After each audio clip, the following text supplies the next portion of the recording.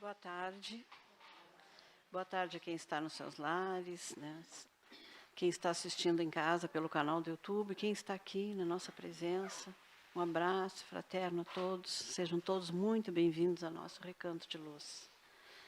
E tem um recadinho ainda. Quem não desligou o celular, por favor, o silêncio é muito importante, ou botar no silencioso para não atrapalhar a vibração na hora da exposição. Agora, nesse momento, nós vamos orar por nós, né? Podem fechar os olhos, relaxar nas cadeiras, esquecer um pouquinho os problemas lá fora. Ensina-nos, Senhor, a oferecer o coração puro, o pensamento elevado na oração. Ajuda-nos a pedir em Teu nome, para que os nossos desejos não perturbem a execução dos Teus desígnios. Ampara-nos, Senhor, a fim de que o nosso sentimento se harmonize com a Tua vontade e que possamos, cada dia, ser instrumentos vivos e operosos da paz, do amor, do aperfeiçoamento e da alegria, de acordo com a Tua lei. Que assim seja. Agora, nesse momento, nós vamos ouvir a exposição da Mãe.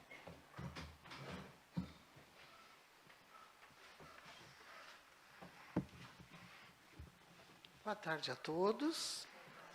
Sintam-se todos abraçados pelos amigos espirituais que já nos aguardavam lá fora, para entrar com cada um de nós, sabendo da problemática de cada um, podendo nos auxiliar. E quando a gente fala no silêncio, é esse silêncio que nos cura, que é a nossa primeira prece, que é muito importante, para que a gente possa realmente ser atendido nas nossas necessidades. Nós continuamos estudando o Pão Nosso, um livro do Chico ditado pelo Emmanuel. O capítulo é pequeno, então vamos dar uma ligadinha para a gente propriamente poder entrar no assunto. Sentimentos fraternais. Paulo já começa com uma citação dizendo assim: quanto, porém, à caridade fraternal, não necessitais de que vos escreva, visto que vós mesmos estáis instruídos, Deus que vos ameis uns aos outros. Isso é só para a gente refletir um pouquinho. Forte contrassenso que desorganiza a contribuição humana no divino edifício do cristianismo. É o impulso sectário que atormenta enormes fileiras de seus seguidores. Mais reflexão, mais ouvidos ao ensinamento de Jesus, e essas batalhas injustificáveis estariam para sempre apagadas. Ainda hoje, com a manifestação do plano espiritual na renovação do mundo, a cada momento surgem grupos e personalidades solicitando fórmulas do além para que se integrem no campo da fraternidade pura. Que esperam, entretanto, os companheiros esclarecidos para serem efetivamente irmãos uns dos outros? Muita gente se esquece de que a solidariedade legítima escasseia nos ambientes onde é reduzido o espírito de serviço e onde sobra a preocupação de criticar. Instituições notáveis são conduzidas à perturbação e ao extermínio, em vista da ausência do auxílio mútuo, no terreno da compreensão do trabalho e da boa vontade. Falta de assistência? Não. Toda obra honesta e generosa repercute nos planos mais altos, conquistando cooperadores abnegados. Quando se verifique a invasão da desarmonia nos institutos do bem, que os agentes humanos acusem a si mesmos pela defecção dos compromissos assumidos ou pela indiferença ao ato de servir. E que ninguém peça aos céus determinadas receitas de fraternidade, porque a fórmula sagrada é imutável. Permanece conosco no amai-vos uns aos outros. Então, é uma fórmula que todos nós já nascemos com ela, né?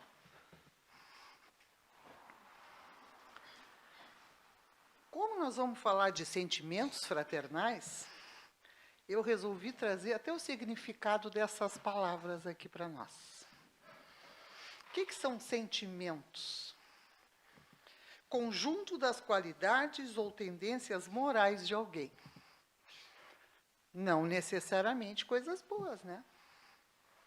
Os meus sentimentos são bons ou são ruins? Então, é o conjunto das qualidades ou tendências morais de alguém. Ou seja, tudo está ligado à nossa moral. Fraterno, pessoa afetuosa, amigável, cordial. Claro que sentimentos fraternais combinam com uma pessoa que tem a sua moral um pouco mais elevada e que seja essa pessoa doce, afetuosa, amigável.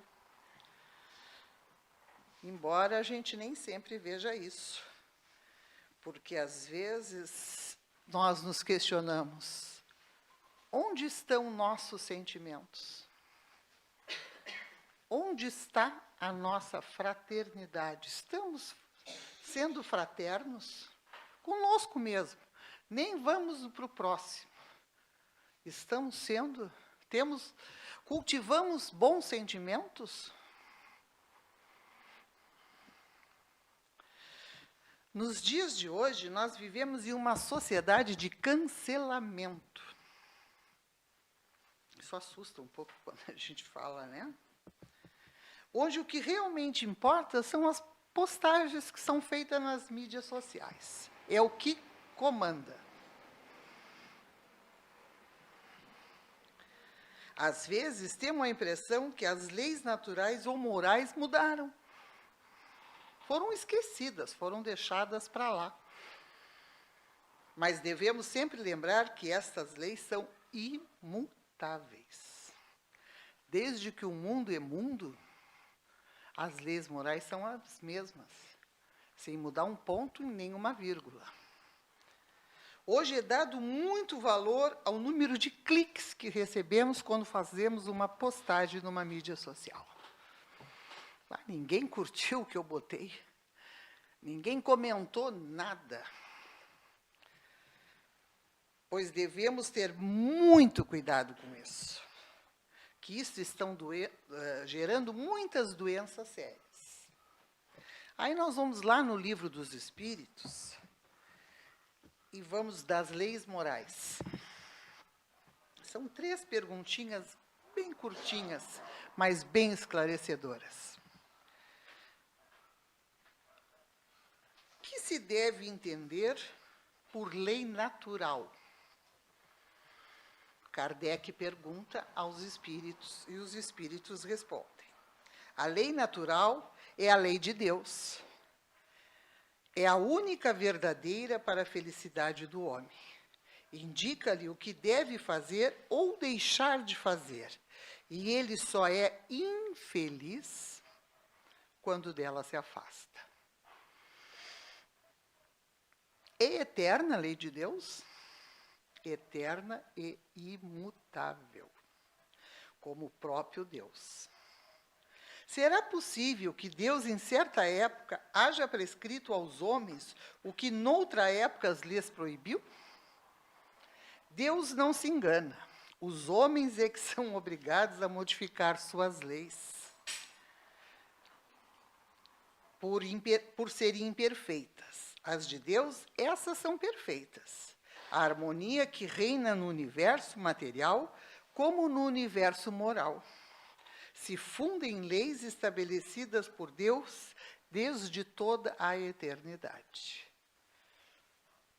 Ou seja, aqui mais uma vez fala muito das nossas imperfeições.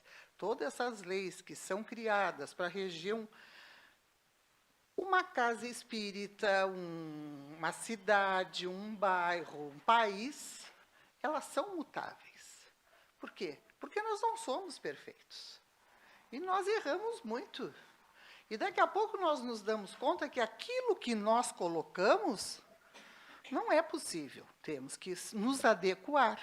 Muito diferente das leis naturais, das leis de Deus. Né? É uma realidade muito preocupante. Porque, principalmente, os nossos jovens, inclusive as nossas crianças, que é mais preocupante ainda, estão dando muito valor às postagens vazias.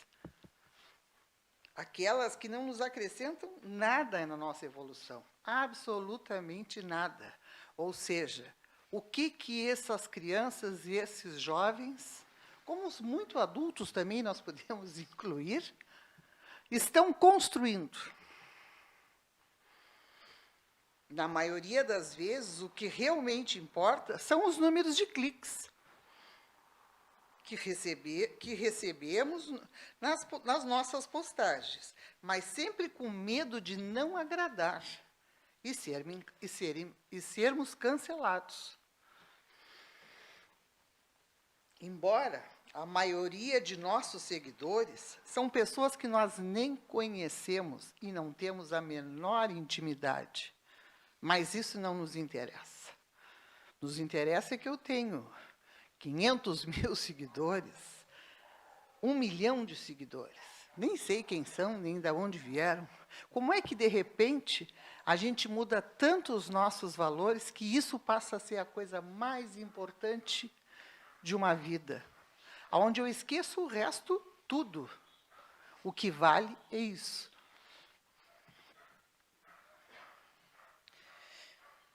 Embora a maioria dos nossos seguidores são pessoas que não temos nenhuma relação íntima, isso tudo ficou muito vulgar. É como se isso desse algum empoderamento àquele que tem mais seguidores, que, de uma certa forma, se sente empoderado, né? Mas é um empoderamento fake, vamos dizer assim, né? Sem nenhum valor.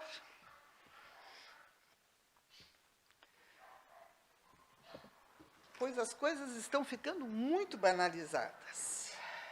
Não nos preocupamos com o conteúdo, e sim se isso vai nos trazer mais seguidores.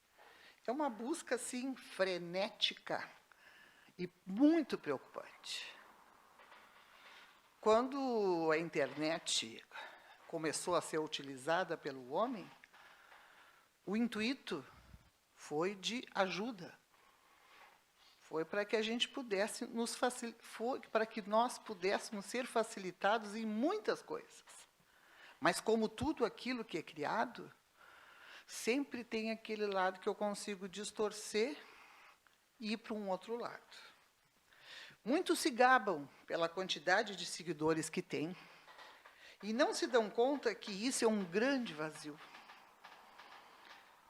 sem nos trazer nada de bom. Que saudade do tempo em que nós nos reuníamos para conversar. Hoje eu tenho seguidores. Ninguém tem mais tempo de sentar e conversar, dos amigos se reunirem, trocar ideias, de eu ter conhecimento do que tu estás passando, do que eu estou passando. Essa troca aqui é muito, muito valiosa. Hoje não, hoje é ali, não tenho tempo, eu vou ali, eu dou bom dia, eu dou boa tarde, tipo na obrigação, porque eu faço isso todos os dias, então eu vou continuar fazendo, né? Se eu não fizer, o que é que vão dizer que eu não fiz? E aí a gente coloca isso como uma prioridade, enquanto nós devíamos nos preocupar em nos reunirmos fisicamente, estarmos juntos, nos tocarmos, nos sentirmos, nos escutarmos, para que a gente possa se ajudar. Mas ninguém tem tempo.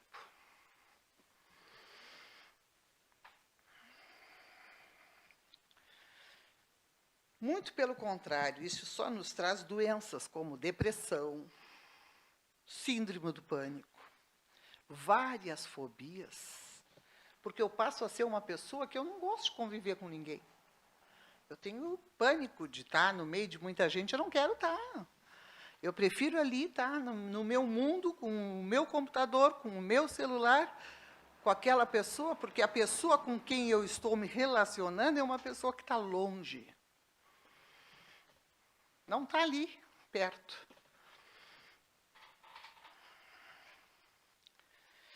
Pois nós não estamos preparados para ser cancelados. Nós estamos preparados para ser aplaudidos. E todos adorarem aquelas coisas que eu posto. E eu me gabar. Fiz uma postagem e tive 300.000 curtidas. O que eu ganhei com isso? Foi uma postagem edificante? Ela me trouxe alguma mensagem? Alguma lição? Ainda nos é perguntado, onde estão nossos sentimentos? Nós sabemos onde estão os nossos sentimentos? Onde está a nossa fraternidade? Quem realmente devemos seguir? Jesus, é claro, né? Todos nós deveríamos ser seguidores do Cristo. Porque Jesus é nosso mestre, é nosso tudo. Este, com certeza, jamais nos cancelará. E também é nosso seguidor fiel. Mas isso parece que não é mais moda, né? Qual será o papel de um cristão? Será somente repetir o que Cristo diz? Ou será que devemos ser mais evangelho em nossas vidas? Porque eu posso ler o evangelho e dizer que eu já li todo o evangelho várias vezes. E aí? O que eu faço que ali está escrito? O que eu sigo que está ali? Se somos seguidores de Cristo, devemos ter um olhar fraternal aos nossos irmãos de jornada. Sem críticas, né? Até podemos não concordar, porque temos opiniões diferentes, e isso é saudável. É muito saudável que eu não concorde com tudo que falam, mas eu tenho a obrigação de respeitar. E não entrar numa mídia social e, cancelar aquela pessoa, além de fazer várias postagens negativas em relação àquilo.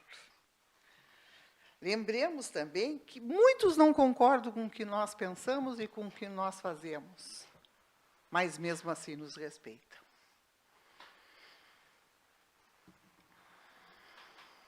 E exercendo o seu lado fraternal, né, para conosco, essas pessoas que nos respeitam, não concordam, mas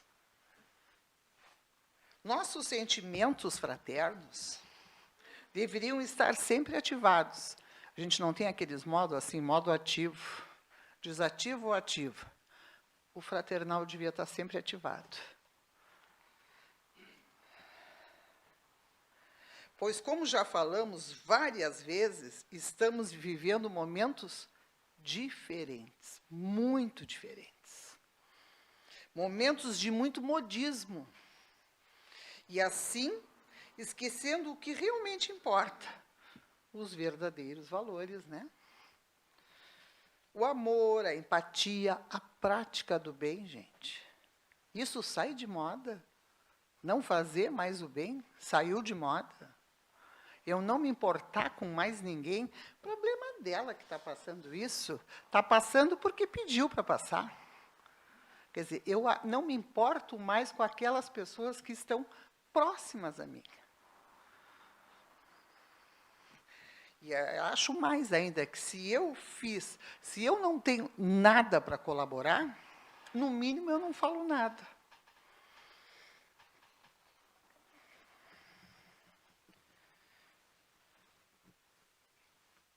Sem esquecer que ninguém é melhor que ninguém, nem pior que ninguém. Estamos todos caminhando praticamente juntos. Aqui, nesse momento, neste salão, nós todos estamos encaminhados e praticamente caminhando juntos, né? O que acontece é que alguns sabem um pouco mais teoricamente. Isso é muito importante, teoricamente. Prática é outra coisa. A teoria, eu posso dizer para vocês, eu já li o Evangelho, eu já li o Livro dos Espíritos, eu já li isso, já li aquilo. E o que eu faço com toda essa minha leitura?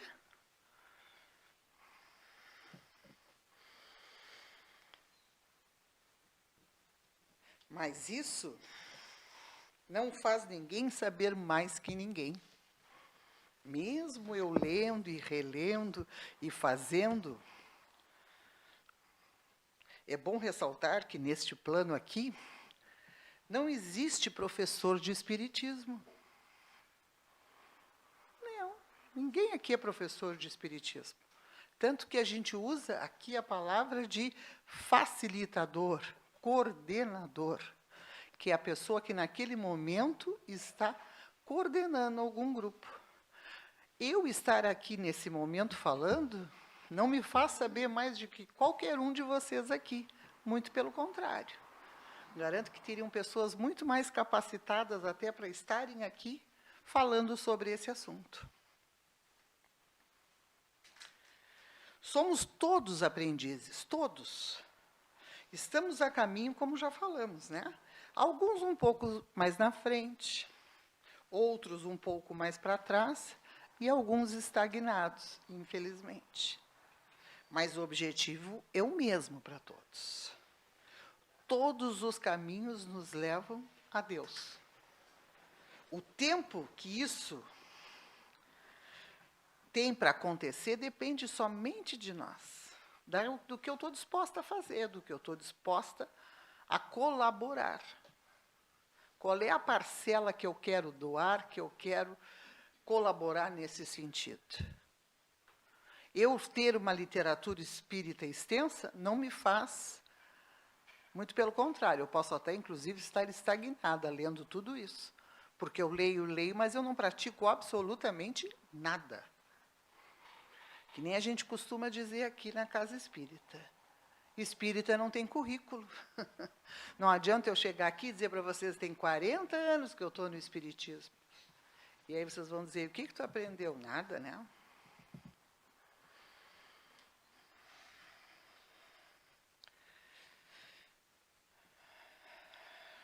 Mas se nós unirmos em um único propósito, né, se unirmos nossos sentimentos fraternos num só objetivo, o caminho fica mais leve e tranquilo. Porque vamos nos dar as mãos e vamos nos ajudar. Porque todos nós temos dúvidas. Todos nós temos. Mas agora, se nós andarmos juntos e um esclarecendo o outro o pouco que sabe, vai ficar mais leve, vai ficar mais tranquilo, para que a gente possa fazer essa caminhada. Dentro da casa espírita, devemos acolher aqui todos que chegam com muito carinho, com muito amor. Que esse é o papel da casa. Acolhimento. Mas também devemos acolher os nossos colegas trabalhadores. Porque muita gente acha que, como somos espíritas, não temos nenhum problema. Somos isentos a tudo isso. Então, devemos acolher, porque somos todos aqui seres humanos, todos necessitados.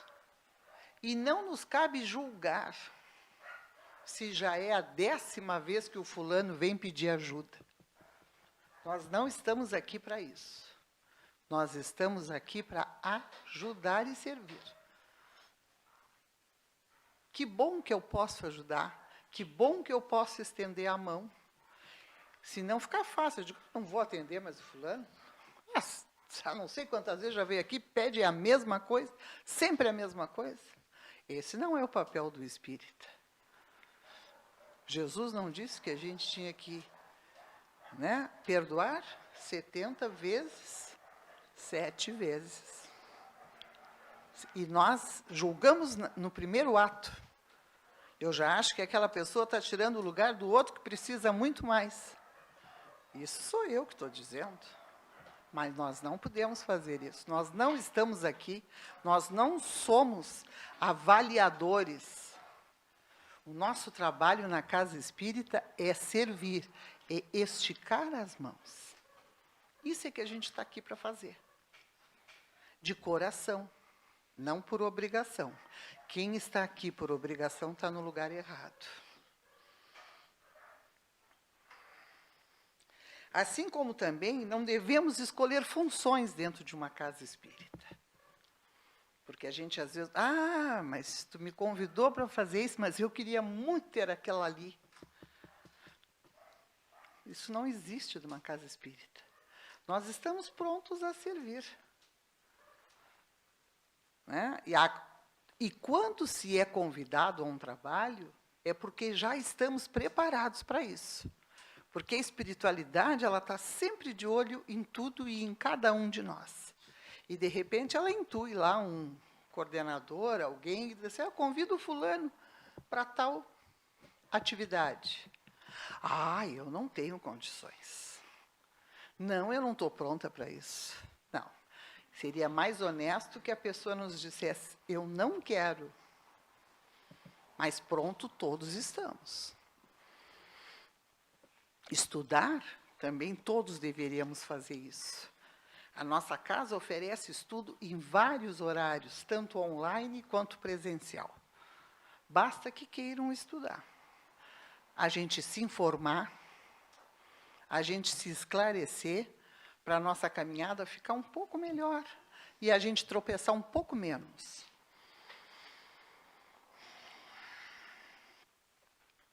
Muito importante é que saibamos que todos nós somos úteis, todos, sem exceção.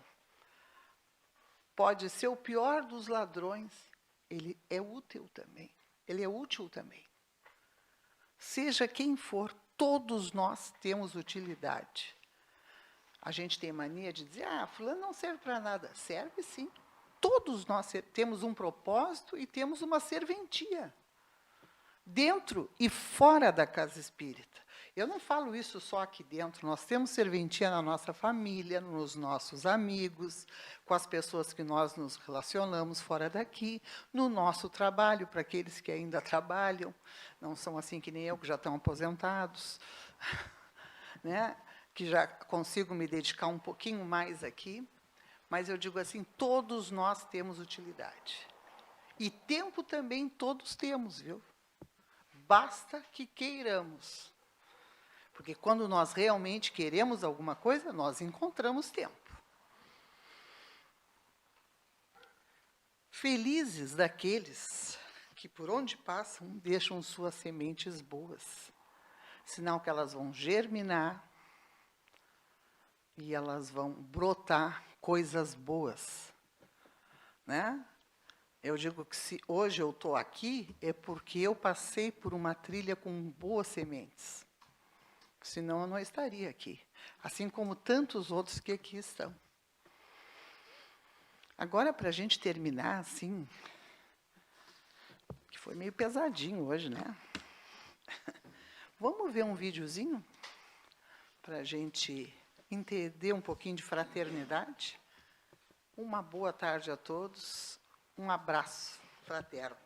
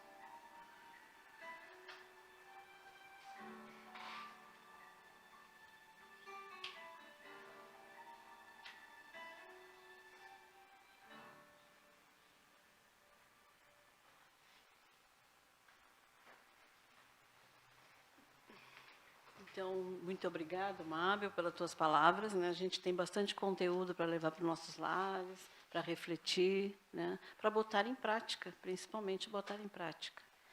Então, agora, nesse momento, nós vamos orar pelos nomes que foram colocados ali nas caixinhas, os encarnados e os desencarnados, e aqueles que vêm na nossa cabeça, né? Às vezes a gente está aqui pedindo sempre para alguém, né? Ajudar alguém, um familiar, um amigo que esteja precisando. Senhor e Mestre Jesus, aqui reunidos sob a Tua proteção, eleva-nos até vós, não só para pedir, mas sim para agradecer, pois simples e humildes que viveste, não tendo uma cama para repousar, repousaste no colo da humanidade, como irmão, como companheiro. Jesus, tivestes que multiplicar os pães, para que no mundo houvesse menos famintos.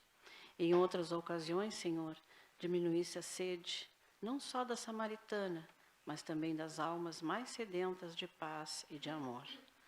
Caminhaste, Senhor, por caminhos tortuosos, tirando com suas próprias mãos as pedras e os espinhos, aliviando-os das pesadas jornadas. Senhor Jesus, tivesse que vos curvar carregando a cruz pesada, demonstrando-nos de que quando amamos, o jugo é leve e o fardo é suave.